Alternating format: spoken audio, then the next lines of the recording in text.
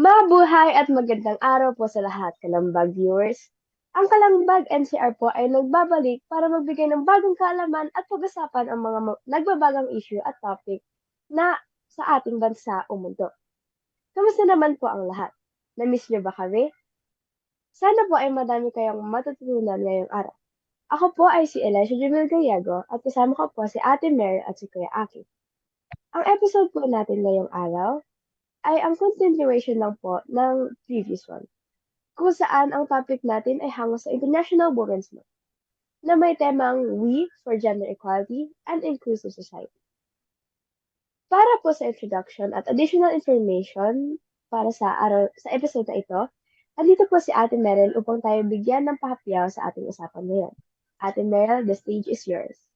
Yes, thank you, Elisha. Magandang hapon sa iyo at sa aking mga kasama dito sa Zoom. At syempre sa ating mga manonood dito sa Kalambag.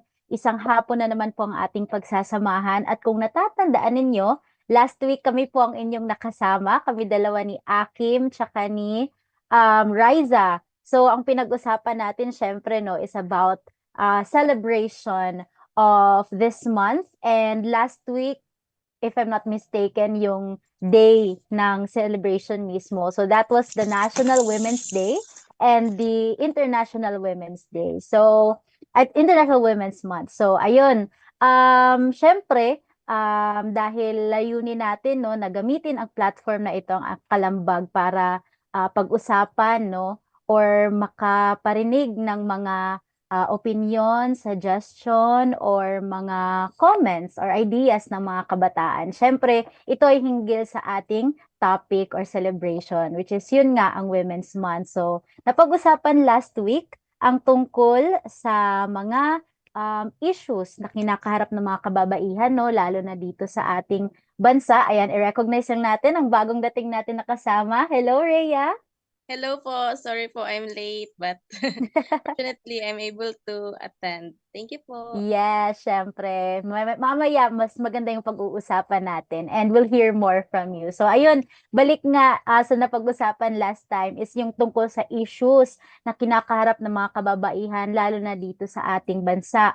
Kabilang dyan, syempre, yung kahirapan, ano pa ba, yung discrimination, no? Sa mga kababaihan, limited access to healthcare and to education kasi lalo na sa healthcare, no, dumadami talaga yung cases ng teenage pregnancy dito sa ating bansa, lalo na sa mga um, rural areas kung saan limited yung information dissemination, hindi sila na-educate masyado tungkol sa contraceptive, sex education, and all of that stuff, kung paano ingatan yung sarili, no?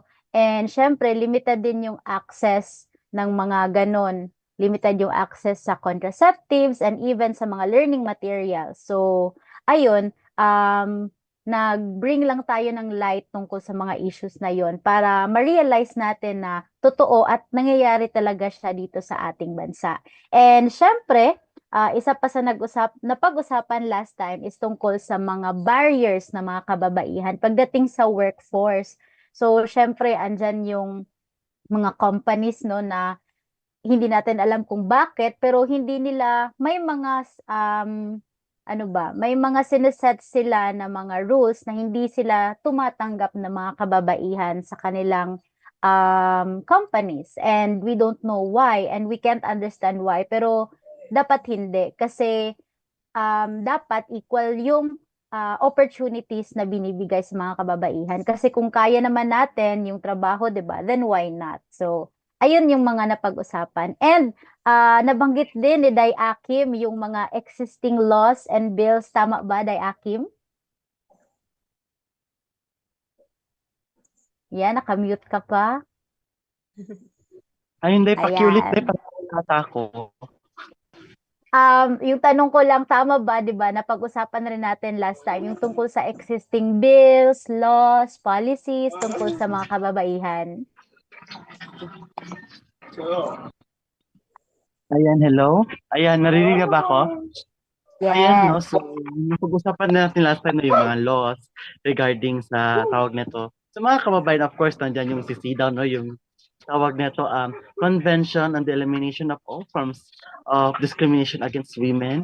Nariyan yung RA 9262, no, yung Violence Against Women and Children Act. And of course, napakarami nun, hindi ko nadala yung notes ko noon, nandun sa bag, medyo malayo. So, ayun daw. So, actually, napakaraming batas, no, regarding sa breastfeeding, sa pagkakaroon ng healthcare. Yes, we have laws, but sad to say, most of it is hindi nagagamit or hindi hindi masyado napapractice. So that is why Women's Month also is a month to remind us na may mga batas na gano'n na kumbaga dapat nating alalahanin. Back to you, Meryl. Yes, so ayun na, yung mga napag-usapan last time. So ngayon, excited ako na syempre may mga bagong topics tayo na mapag-uusapan or maidadagdag sa mga nabanggit last time. Elisha? Okay. Since madami na pong natalakay let's have a recap po kung ano yung mga, yun, nagbigay na po ng recap since there are, as sinabi nga po, there are specific stereotypes or expectations from women dito sa ating bansa, lalo na our country is very democratic po. Looking back po sa history natin, ever since naman po, di ba, well, even before the Spaniards came, nagkaroon na agad ng roles or different roles yung mga women and men, like, separate po talaga sila. And when the Spaniards came po dito sa Pilipinas, nagkaroon na po ng discrimination na nga po. Mas lalo lumala yung situation. Although, um, okay. Although, nagkaroon ng mga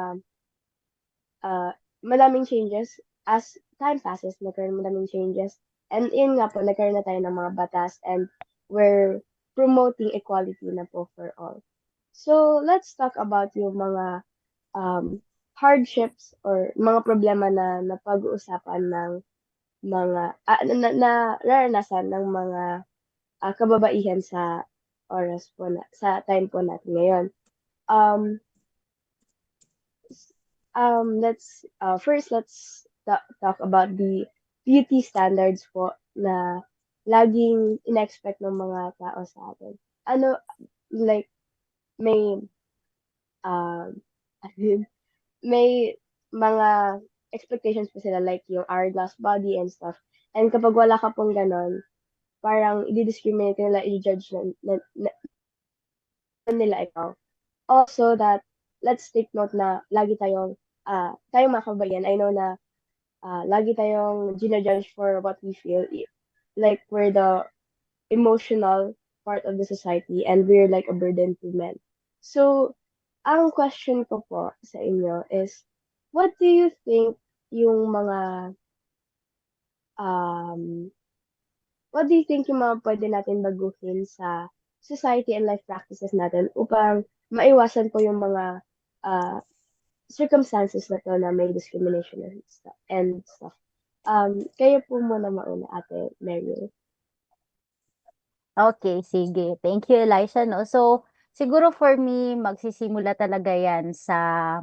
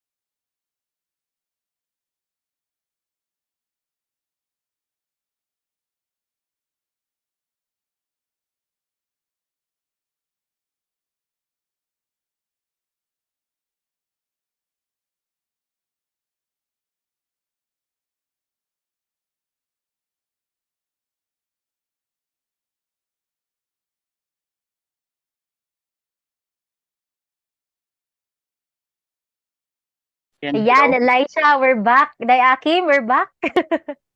Day, nakulbaan dyan ko din lang sa naman ni kinala. Food ko. Yes, all right. So, Okay. ayun. Hello mga Sagay kakalambag ka, Day. ulit. Hello po ulit. Yan, nakabalik na Hello kaming po. tatlo. Hinihintay na lang namin si Rhea. Ate Rhea po. Pasensya, oo, may tech difficulties tayo. Tama ba, Elisha? Opo. May feedback po ata. Ayun, alright. Okay na. Sige. Saan na ba tayo natapos? Sa akin, tama ba? Apa, sa'yo po. Okay. Sige. Balikan ko lang yung thought kanina. Siguro, umpisahan na lang natin sa tanong mo, Elisha. Ano nga yun ulit? Okay. Yung tanong ko po is, ano po yung sa tingin niyo yung pwede o kailangan baguhin sa ating society at life practices para makamit po natin ang ating tinatamong gender equality? Yun, sige. So, siguro para sa akin, no, na ang society as a whole, yung beliefs, yung culture, mahirap talaga siyang baguhin in a snap. Hindi siya ganun kadali. So, para sa akin, siguro dahan-dahan at magsimula siya dapat sa ating mga sarili. Ito yung pagbago natin ng mindset or yung pananaw natin tungkol sa mga bagay-bagay, especially tungkol sa gender equality. So, siguro, ang mga pwede nating gawin on our own is, ayun nga, to change our mindset. For example, may nakita ako na documentary kanina actually sa Facebook lang. And ang main point doon is, what you believe becomes a reality. So, for example, kapag yung parent, no, naniniwala na yung anak nilang babae is walang mararating sa buhay, in the future, hindi siya, hindi siya yayaman, wala siyang skills, di ba? Then, hindi siya dadalhin sa school, hindi siya i-allow na papasok ng school, maka-learn. So, dahil doon, talagang hindi naka-learn yung batang babae. Hindi siya nakapag-aral. So, kaya naging reality yung belief na wala talagang maaabot yung bata. Pero if we change the perspective, no, change natin yung mindset natin kapag ganun nga, for example, yung same situation na yun, if yung mga parents ng batang babae na yun, naniwala na may skills yung anak nila, may kakayahan naman at dinala sa paaralan kasi they believe that she can excel in the future, no? Kung ano man yung gusto niyang tahakin sa buhay, then matututo talaga siya and it will become a reality na talagang uunlad siya sa kanyang buhay, no? May progress talaga sa kanyang mga goals and makakamit niya yung mga gusto niyang makamit sa buhay. So sana ganun din tayo, no, na even as small as that, yung mindset natin, especially ng mga parents, no? Kasi malaki talaga yung role nila sa, ano ba, sa pag-develop ng isang bata, especially mga kabataang babae. Kung bigyan lang sila ng mga opportunities, bigyan sila ng, even yung maniwala sa kanila, no? Malaking factor na yun na may naniniwala sa kanilang kakayahan. So, yun, para sa akin, no? Bago magbago yung society as a whole, talagang magsimula sa atin individually, and that is to change our mindset. So, ayun, Elisha, for me. Thank you po, Ate Meryl. Tama po, no? Yung our mindset also affects others and ourselves mismo. And to change, we need to change the mindset of the society, we need to change ourselves then. Ayun. Si Ate Rhea naman po, ano po yung sa tingin niyo kailangan natin baguhin sa ating life practices? Thank you, Elisha, for that question. And same pa rin kay Ate Mel na kasi it is not a very it takes a lot of time to change a certain goal, to achieve a certain goal, kagaya ng pagbabago sa society, especially society. Marami tayong pagdadaanan. So first, for myself, gagawin ko din yung gagawin ni Ate Meryl na to change our mindset kasi hindi hindi magaganap yung isang bagay kung magre-rely tayo sa iba. So, unahin muna natin yung sarili natin na baguhin.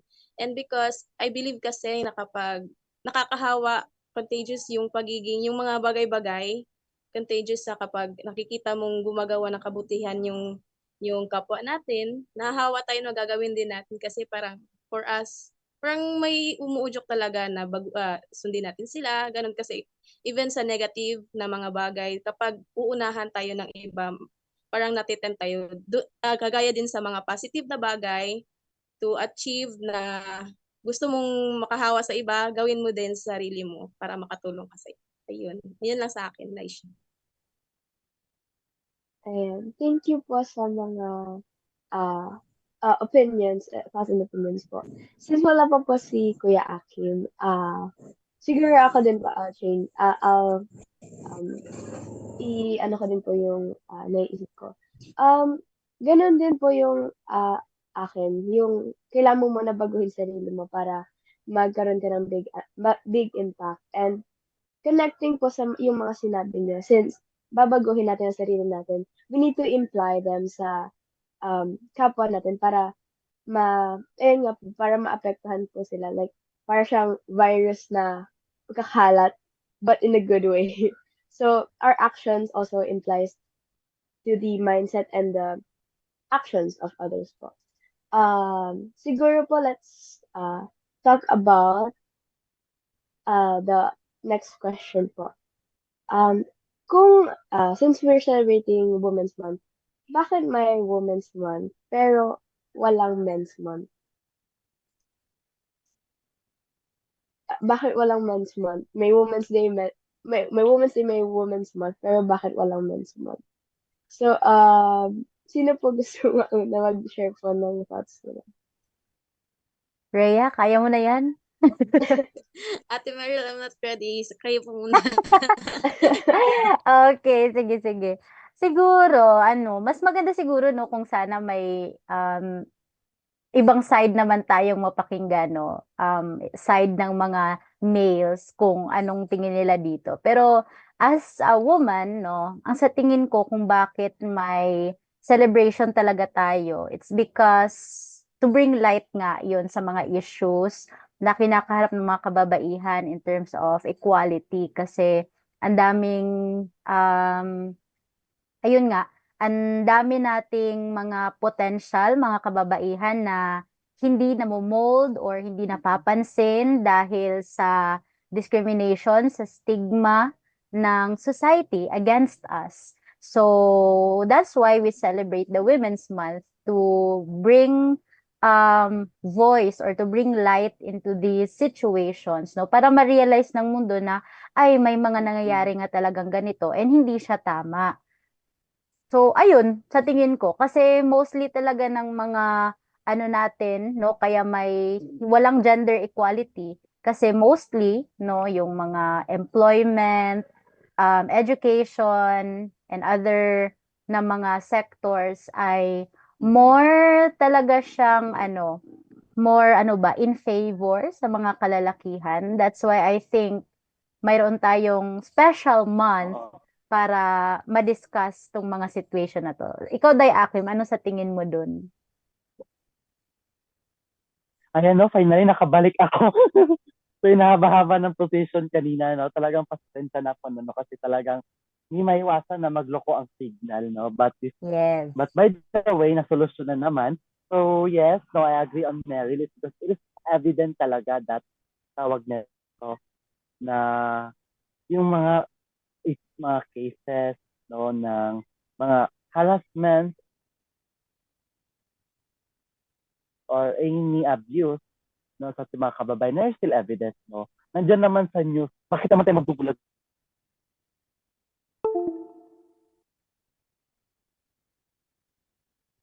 Bulagan. Ay, nasa news naman, no. Kumbaga lantaran na sa lipunan. So that is why dito sa Kalambag na ikampanya itong gender. Our goal is to bring into other world. We are not looking for the ano na to, yung ano may yung mga gender nila, ano yung sexuality nila, as long as they are capable, as long as they are, tawag nito, they are qualified, then go. No? Pagdating naman sa ating education, no? Sana maging inclusive siya. Although yes, may mga batas, just like what I have said kanina, ano pa ba? Napapractice pa ba today? O hindi na, gano'n. So, talagang napaka-importante na mapag-usapan nito. Hindi lang sa Women's Month. Yes, Women's Month is our basis, no? But we can talk all of this even next month, even in for the next month, no? Kasi talagang kailangan to eh. Kailangan natin mga kababayan. So that is why we have to make an action for it. We have to campaign for it talaga. Ayan. I agree po sa sinabi ni Kuya Akim na yung mga laws, parang hindi po talaga siya napapractice kasi like most people say, Mm-mm. like rules and laws are only nasa book lang po siya. Like, hindi po talaga siya na-implement sa everyday practices po natin. Ikaw naman po, Ate Rhea.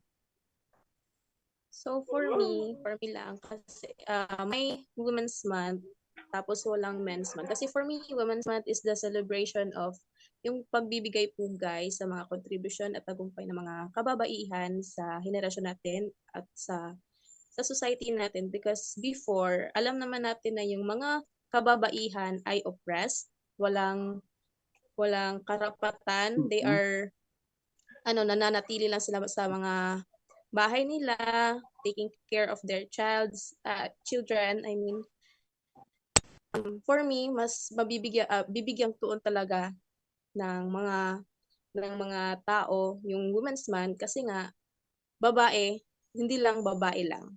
So may magagawa din tayo, and I know naman na hindi naman sa nagiging unequal tayo sa mga kalalakihan kasi may so, pero sa mga fathers lang muna. So, you need to be a father bago mo ma-achieve yung pagiging, para makaselebrate ka ng Father's Day. Pero, kidding aside, hindi naman sa nagiging, ah, hindi tayo equal sa mga kalalakihan kapag nagsa-celebrate tayo ng Women's Month. Sadyang gusto lang natin na bigay pugay sa mga kababaihan at ayun lang para sa Yeah, opo. Tama po yung mga sinabi niyo po, no? Lalo na yung hindi po tayo nagiging unfair sa mga kalalakihan kasi known na sa society natin na powerful talaga if it's a boy or a man, powerful po talaga yung hold nila sa society natin. And as we know, most of our leaders are men, most of the CEOs, mga known CEOs. And for me, Women's Month is where um woman will Women's Month is celebrated because this is where um not only woman to woman but everyone will empower each will empower women kasi since they're feeling like wala silang use sa society since yun nga like top yung mga yung men, so this is where um we women are empowered, we're empowered na malaki ang binibigay natin sa society. So, speaking of empowerment, um, saan po natin makikita ang pamumuhunan ng empowerment like sa economic, leadership, self-appreciation, education, and sports? Like yung, siguro ako naman yung maunod this time. Um, Siguro, since we know, like, dati, women are nasa bahay lang, yung women, and they're not like allowed to uh, to be educated, to experience na sa outside world. So they're like isolated na po. And as time passed, nagkaroon na ng changes sa atin. Madami nang nagagawa, madami nang na-experience ang women, which is really good kasi para ma-feel natin na hindi lang tayo yung, I mean, hindi lang yung man, hindi lang tayo naka-depend sa man for our living. So, let's say sa sports, madami na pong nagbago sa sports, no? Meron na iba ang categories ng men tsaka women. So, it's really good na hindi lang yung mga lalaki yung nakaka-experience ng mga bagay na 'to. Nagkakaroon din ng self-appreciation yung mga women. So, kayo po, Ate Rhea. Sige, ako sa economic naman ako. Kasi before, yung alam ko, yung pagtatrabaho is talagang nakatuon sa mga kalalakihan kasi they are the provider of the family. So, mas nabibigyan tuon yung mga application nila kaysa mga babae. But now, sa generation natin, walang pili yung mga companies kung sino yung ipapasok nila na mga trabahante. As long as you are qualified, you achieve the criteria that they wanted. So you are para makapasok sa company nila. Walang diskriminasyon sa trabaho, lalong-lalo na sa mga kababaihan. Mas nakikita nila ng potensyal at mga qualities ng isang empleyado, no, sa mga babae. Kasi for me lang, mas dedikado yung mga babae sa pagtatrabaho. Parang mas focus, para ganun nakikita ko sa iba. And sa leadership naman, sa ngayon, unti-unting umuusbong yung pagiging leader ng mga kababayan. Just say, para sa school, yung mga SSG president, halos mga babae na yung mga officers, and yung mga iba't ibang officers sa iba't ibang organizations, yung palagi nakita ko is kababaihan, ganun. Parang nasasabi mo sa sarili mo na unti-unting nababago na talaga yung mindset ng mga tao sa lipunan in terms of, mga sa gender identification. Yun lang. Thank you. Ayan, thank you po, Ate Rhea. Tama na nagkakaroon ng opportunity yung mga babae to express their skills and their self to the public po. Kaya naman po, Kuya Akin.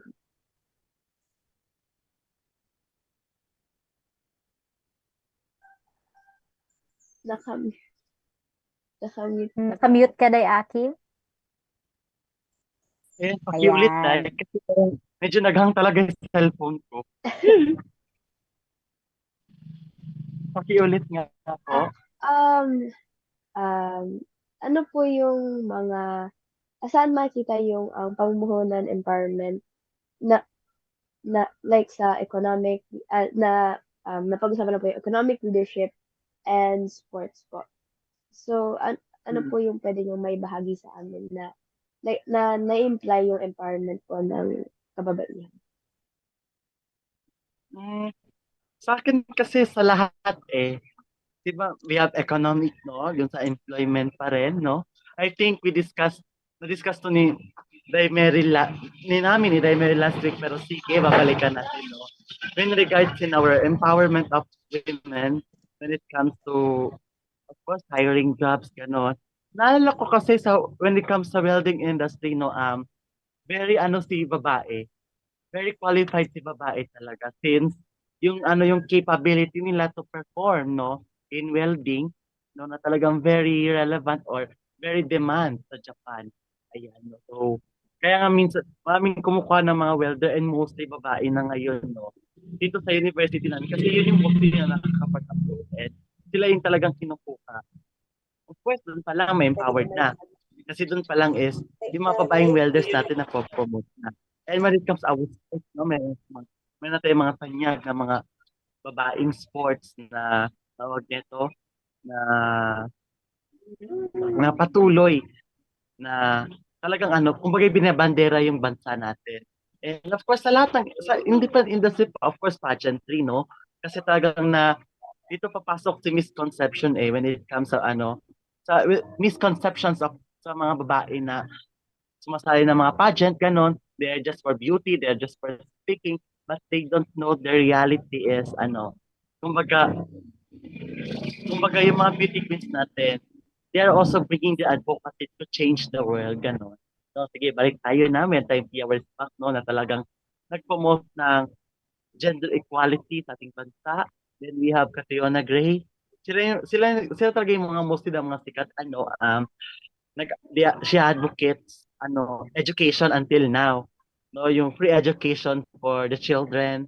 And of course, nung recently lang, si Michelle Diam, she advocates, autism awareness, no, na talagang yung mga bagay na hindi na pag-uusapan, na i-raise ng mga babae in a public to spread awareness, to fight for equality. So, ganyan ka-empowered yung mga babae natin ngayon. No? When it comes sa culture naman, no, unti-unti nababago yung culture ng country natin, wherein dati is, ayun, no, when we heard the revolution of women, that time, hindi masyado sila empowered. But now, kita natin, meron na tayong babae sa politika, babae nakaupo sa gobyerno, sa ating, and of course, position sa gobyerno to, of course, to empowered other people as well. No? So, yun lamang po aking may babahagi and pasensya na po sa nagiging hang ko na internet connection. No? But, sige, empower natin yung connection gaya ng kasing empowered ng mga babae. Yes. Oo. Thank you po, Kuya Akim. Nasabi na po ni Kuya Akim lahat, no? And I couldn't agree more with sa sinabi po ni Kuya Akim. Ate Marian, may madadagdag pa po ba sa sinabi namin? Yes, of course, no. Bagamat na-explain naman ninyo lahat, pero share ko lang din yung aking mga thoughts, no. Kasi ang theme nga natin sa celebration is invest in women, accelerate progress. So, why do we need to invest in women, no? Kasi siguro, for the past years, nakita natin na, again, halos lahat ng laws and mga companies and opportunities ay in favor sa mga kalalakihan. And of course, we have seen progress rin naman. Pero how much more if we invest in both men and women, di ba? So, siguro, sorry. So, siguro, mas magiging bongga yung progress ng ating mundo, 'di ba? Kung bigyan natin ng same opportunities yung mga lalaki at mga babae. So, syempre una diyan yung education, no, gaya ng nabanggit ni Day Akim, no, kung sa schools dati, pagdating sa TLE na subject siguro, no, sa high school, yung mga kalalakihan is more on mga ano yun, Day Akim, mention mo nga, nakamute ka. Ayan, so welding and Ayan. carpentry. Share ko lang din na sa Oo. education.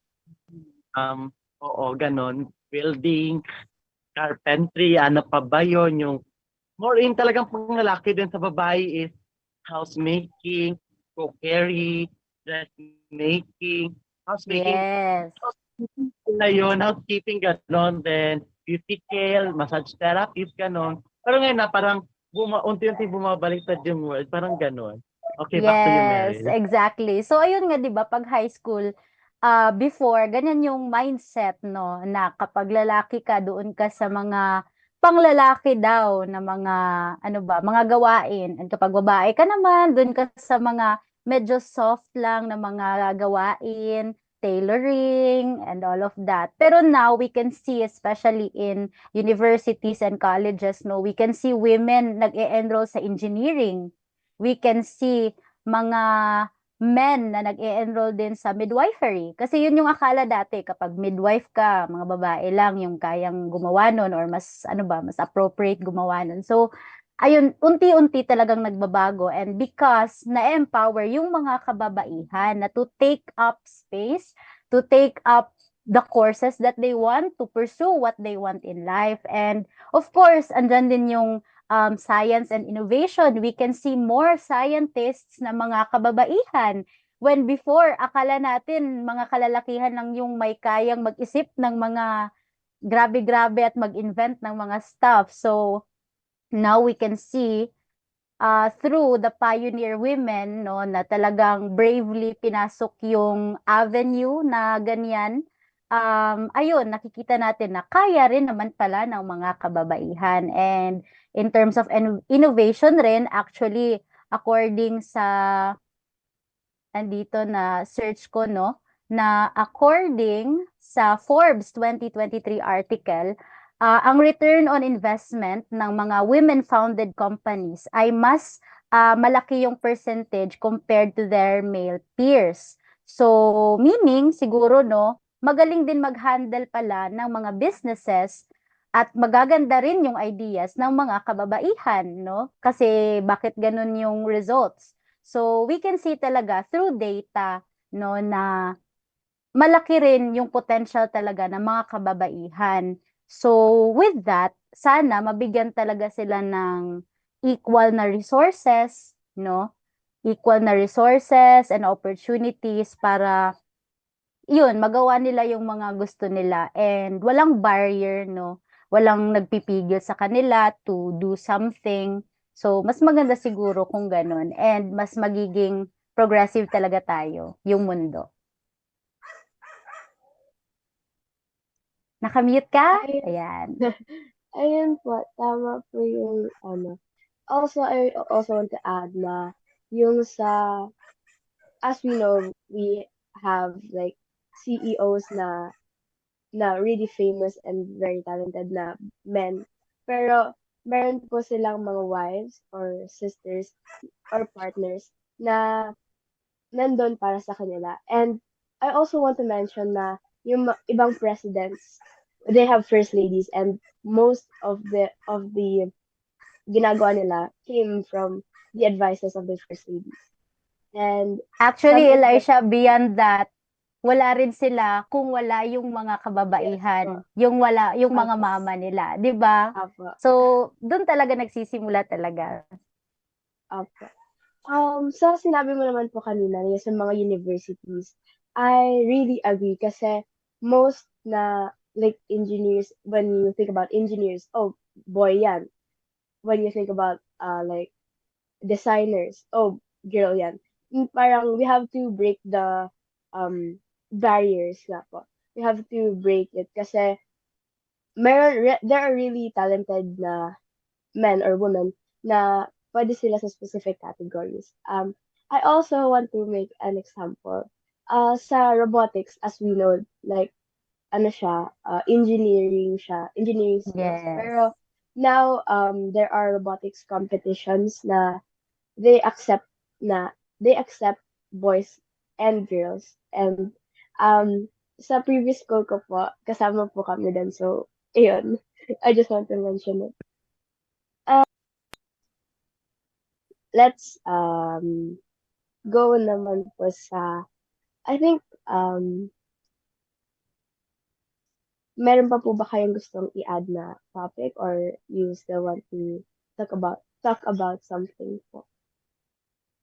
Yeah, siguro ano na lang, i-question ko na lang sa'yo kasi nabanggit mo no na nag-robotics competition ka. Ano kaya sa tingin mo yung nag-udyok sa'yo para mag-join doon? Kasi yun nga 'di ba, mostly talaga pag iniisip natin robotics pang lalaki. So, ano naman ang naisip mo, Elisha, bakit nag-join ka doon? Actually, robotics, it was a great opportunity for me po kasi there are, I learned a lot from it. And ever since nakikita ko po yung mga yung robotics team po sa dating school ko, um, gusto ko din mag-robotics. But I saw them, like, mga grade 1 ako, most of them are boys. And, ayun, when our coach po asked kung sino gusto, tapos nilapitan po ako kung gusto ko. So, it was really great na ako yung nilapitan mismo na nakitaan ako ng skills. And I guess we proved the society wrong na mababa yung tingin nila sa babae kasi nag-champion po kami once. So, ayun. Wow, ang galing naman, no? And during your journey ba, mayroon ka din bang mga, alam mo yon na face na mga, or narinig siguro na, ay, ang galing naman yung babae na yan, or siguro kabaliktaran doon na, ay, kaya niya kaya, parang ganun. Actually, wala po. Kasi I'm not the only girl po sa competition na yun. I also saw others na actually may mga girl teams po doon na like full girls sila. And nung nag-champion po kami, I was the only girl in our team. Tatlo po kami. It was a trio competition. And since ginawa po akong leader, it was very nice na nalo kami kasi I got the responsibility and I got the biggest responsibility po sa team. And actually, I think nagkaroon din ng times na they thought na di ko kaya gawin kasi Like, nagkaroon pa ng fight kung itutuloy ba po yung robotics team test. So, I think na isa akong impact doon. But, we proved them wrong and nanalo. Wow, so nice naman, no? Siguro kayo, Rhea at Day-Akim, baka may mga experience din kayo na similar doon.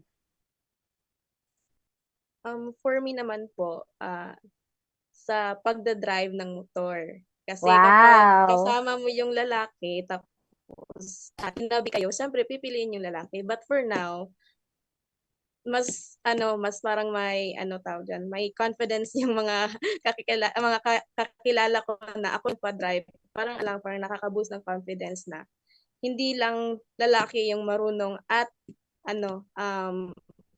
kasi pagmumotor. Ganun. I proved them wrong kasi mas magaling Exactly. pa ako. Oo. Actually, ano nga, sa panahon ngayon, di ba dati lahat talaga ng mga, pag nagko-commute tayo, lahat ng mga drivers, lalaki. Tricycle, Yes. taxi, jeep, kung ano pa man yan, lalaki talaga. But now, more and more, nakikita natin na may mga female drivers na. And it's nice, no, na equal na talaga or slowly nagiging equal yung mga opportunities. Kasi noble job din naman, no, na ayun nga mag-drive, maging driver ng mga public transportation. So ayun, it's nice na hindi na siya same before, no, na lalaki lang. And may confidence na rin ang mga tao mismo na sumakay kapag babae yung nagde-drive. Actually, nakaka-relate ako sa'yo kasi last year or last year, kumuha na ako ng driver's license. And ngayon, kaya ko na mag-drive on my own. And it feels nice, no? It feels very empowering na slowly, ikaw bilang kababaihan, nagiging independent ka, no? Kaya mo nang ihatid yung sarili mo kung saan-saan. And siguro dagdag na yung may confidence yung ibang tao sa'yo. So, ayun, napakaganda, no, ng mga experiences din natin. For sure, si Day-Akim may dadagdag din yan. Go, Day-Akim. Nakamute ka. So, ayan, no? So, when it comes naman sa ano, share this story, no, when it comes sa amin sa ano sa sa ano namin sa student organization namin, wherein parang sunod-sunod na ata puro lalaki. Hindi tayo na naman ko puro lalaki nagiging ESG president namin. But for now, of course, no, sa tinagatagal ng panahon, no, babae na yung namuno sa amin, no, and of course, I'm so proud of her, no, kasi grabe yung pagiging empowered niya. Talagang naka-influence sa lahat. So, when it comes sa leadership, sa tawag natin sa ating government, no, nabanggit ko kanina that this is not just focus na namin. No? Kasi kung makikita natin yung sunod-sunod ng mga na namumuno sa atin, puro lalaki talaga. Tapos, pag natin, ayun, may babae na. So, isang tawag nito, isang paraan to empowered women or na nagbabago na yung kultura ng ating bansa when it comes sa empowering women. And makikita rin natin sa Senate ngayon, no, parang hati na parang patas na yung bilang ng babae sa lalaki. Kasi before, no, siguro mga Fifth Republic something. Fourth, Fifth Republic first, second, third, mga Fourth to Fifth Republic, oo. Makita natin yung sa mga administrations na yun is majority talaga puro lalaki. But for now, kung makikita ko yung evolution is talagang nag-iiba at nag-iiba na siya. And until such time na, okay, ganito na pala. No, may mga babae na. And hindi lamang sa mga national government, pagiging dito rin sa mga local government, no? Na may mga babae na rin na namumuno. No? Tama yung sa driver ni Merrill, no? May mga pinalila ko mo sa kita na technical drivers ng mga babae na rin. And congratulations sa Merrill kasi meron ka ng driver's license and hoping, no, na pwede mo akong sunduin dito sa bahay for the laag. For the gala. No, so, ayun, no, so, makita na, ganun pala. Then, of course, parang yun lang so far. Kasi so far kasi especially sa amin sa whole Senate as a whole, no, mas maraming babae sa amin, no. Kumaga, babae, lalaki, ako yung nasa gitna. Ayun, no. So makikita talaga na may revolution talaga. So back to you. Kanino kayo papasa? I think kay Elisha na. Hindi ko alam kung sino pagpapasahan ko. Go, Elisha. Take it away. It's very inspiring po na I mean it's very glad na yun nga po meron ng evolution sa society natin, and dapat po talaga mawala na yung discrimination, yung expectations, kasi um tayo as a person, we can achieve great things, and yung mga expectations na yan, it serves as a barrier for us um to not achieve that goal in our life. So I guess since wala na ata tayo mapapag-usapan, it's time for our synthesis or summary po.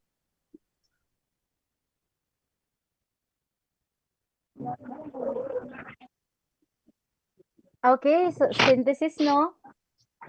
Oo, Yes po. ayun. Si Riza kasi hindi nakasama, no? Sayang. Maganda sana kung kumpleto tayo andito si Riza. Pero since wala siya, siguro ako na lang magbibigay ng synthesis. So, ayun nga, napakagandang hapon, no? Bagamat marami pa tayong pwede at gustong pag-usapan, ay short na tayo sa time. Ang time na ang kulang para sa atin. Baka same before die na ilang minutes tayo nag-extend. So, wag naman.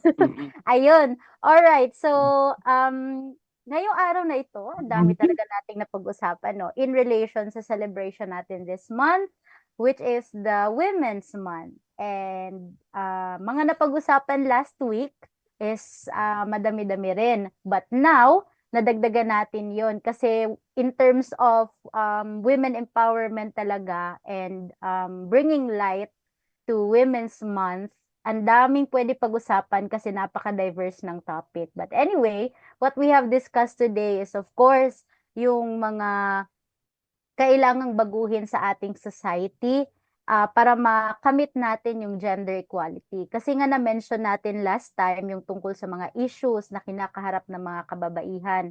Employment, education, healthcare, access to that.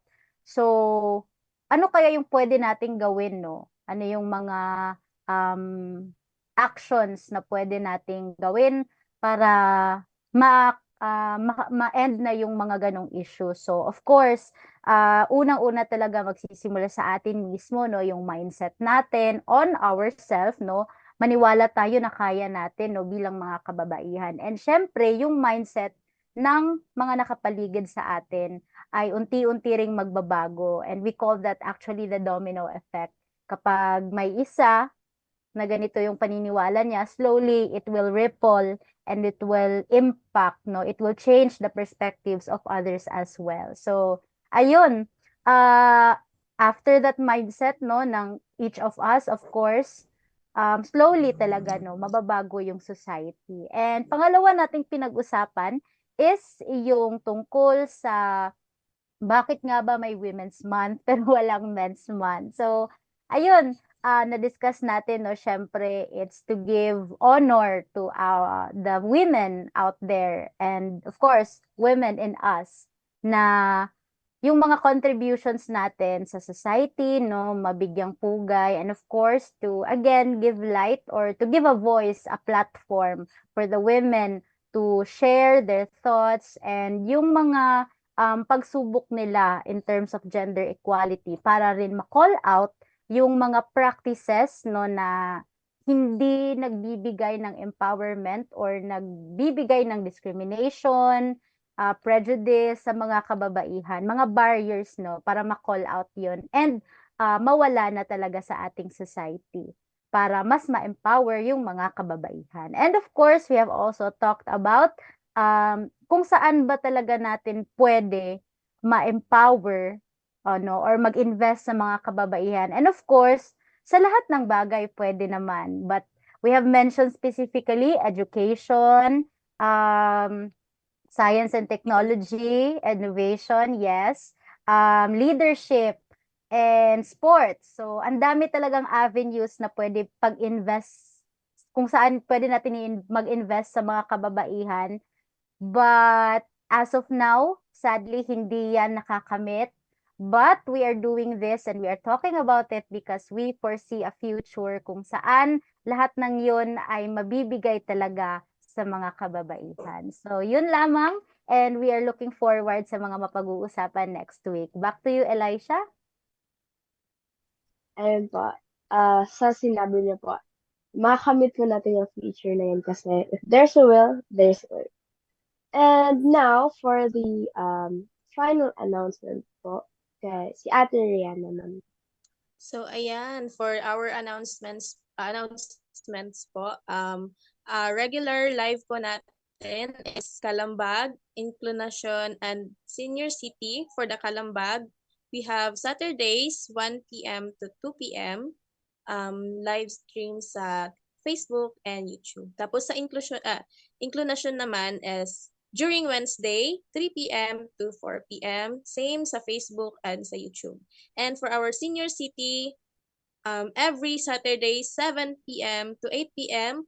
Same pa din sa Facebook and sa YouTube. So, ayun lang. Thank you po, Ate Rhea. Ayan. Wala isa. Tingin, ayan. Sige po, Kuya Akin. Ayan. So, actually, may ano kako, Day Meryl. Gusto kong ipa-experience sa kanila yung atin din last time, no? Yung parang, yung a twist naman konti, no? To show how empowered these women, no? Kung Yes. gaano ba ka-empowered itong dalawang mga kabataan natin. No? Alam kong trending to sa social media na itong ano, kumaga pang final words natin to ha, para may konting pitik ganon. So, ganito, I am woman, of course, I'm, then dugtungan ninyo. Okay lang sa inyo? Thumbs up? Kung okay lang? Ayan. Sige, so unahin natin si Rhea. I am women, of course, blank, go. I am women, of course, I am empowered. Ikaw naman, ano, Elisha? I am a woman. Of course, I can achieve great things. Oh my God, no, grabe. Ang tatapang ng mga babaeng today, Meryl, no? So, Yes. alam ko meron ka last time kahapon. Ay, last time, pero baka may ano ka, Day. Baka gusto mo ring umulit. Siyempre, kasi andito na ako, sasali na lang din ako, di ba? Of course, I am a woman and I am capable, I am strong, I am fearless, and I can do anything I want. Ikaw, Day Akim, syempre, hindi pwedeng hindi ka sasali. Of course, no? Actually, ano to, kumbaga short but but terrible. Short but terrible. So, ayan na. So, I am a woman. Of course, I can change the world. So, yun lang po. So, hayaan ko na si Elisha. And by the way nga pala, no, so binabati ko po ating mga kapatid po na Muslim, no, na Yes. pinagdiriwang nila yung month of Ramadan nila, no, nagsimula ata nung Martes, This week. no. So, Oo. okay. Nagsimula nung Martes and we are so happy for the sa mga kapatid nating Muslim, no, na to celebrate their Ramadan. And of course, we will hope na no, na maging successful itong celebration na to for you to practice your culture as well. So, ayan, ibalik ko na kay Elisha, no, yung pang final niya, baka may gusto pa siyang i-add. May final gano'n. Wala naman na po akong madadagdag, pero I guess to all women out there, especially mothers, be proud po sa mga ginawa niyo, sa mga achievements niyo. Small or big, it matters. And always, huwag kayong mawala ng pag-asa kasi women tayo. And sabi nga ni Kuya Akim, we can change the world. Ipasa ko po ulit kay Kuya Akim for the closing na po.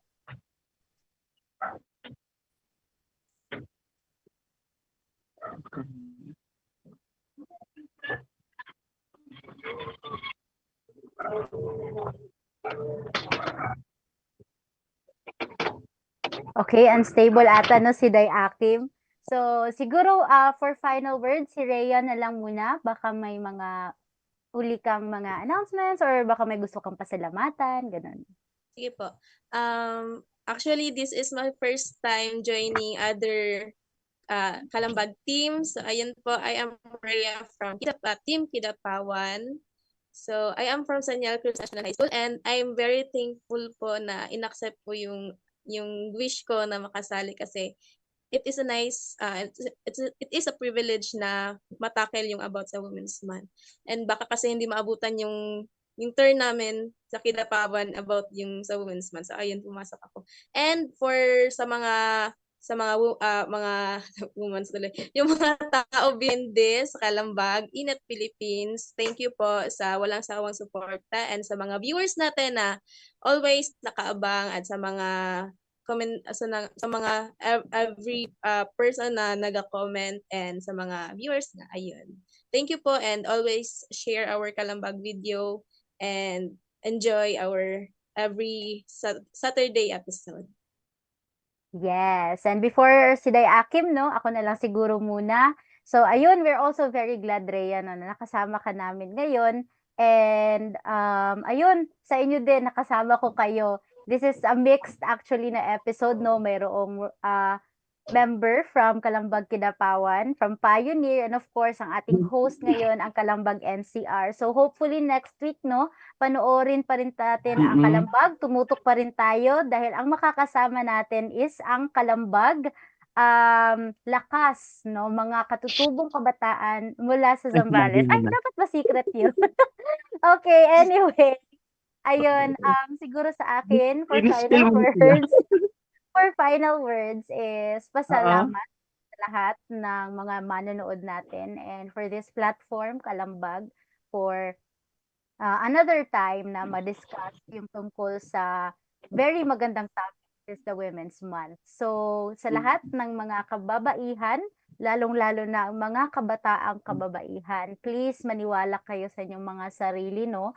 I can only do so little if ako lang, no? But I really want you to know na ang daming potential within you and I hope you become empowered. Don't let anyone, no? Kung ano man yung mga maririnig ninyo na maghinder para sa progress ninyo. So kung naniniwala kayo mismo sa sarili nyo, may gusto kayong marating sa buhay, no? Then you actually can. You just have to believe in your skills and your capabilities. I believe in you. Lahat tayo may kakayanan na umunlad sa buhay. So, I hope talaga na, ayun, maging empowered tayong lahat and makamit natin yung mga gusto natin sa buhay. So, yun lamang. Ikaw na, Day Akim, for the final word. Ayan, so naghanga ako kanina, no? So, pasensya na Yeah. talaga, no? So, ayan, no, talagang, no, ganun talaga, challenging itong signal natin, no, na sana, no, panawagan din natin, no, na ito yung araw na hindi na tayo mga palang internet connection, no, na kung saan we can access this internet connection na hindi tayo dumadaan sa butas ng karayom, ganon, na kailangan pahirapan pa. So, kumbaga, we will wish, no, na sana maging ganon so that yun naman kasi itong technology hindi siya nagagamit not just for fun but also for education purposes or in any matters, no, na pwede natin paggamitan, mga important matters. So ayun, may padagdag advertisement ang lola nyo, no? So ayan, so of course sa mga kababayan natin, happy Women's Month and hope you enjoy your month, no? Show your worth, no? Huwag mawala ng pag-asa, fighting lang ganon. No? So, ayun, no, we will hope na yung mga batas na nabanggit kayo na, especially yung CEDAW, kasi yun yung basic foundation ng UN, promote gender equality or women empowerment, no, in different countries. No? So, sana maging empowered yung mga kababayan natin, yung mga batas na sana maungkat muli nang sa ganon ay mapag-aralan o ma-practice, no, ng ating lipunan. So, yun lamang, Elisha. Ayan. Thank you po sa mga final words niyo. And this is the end of our episode po siguro. Thank you po sa pagnood ng Kalambag and we'll see you guys next time. Paalam po. Ingat po sa lahat. Bye-bye. Thank you for watching.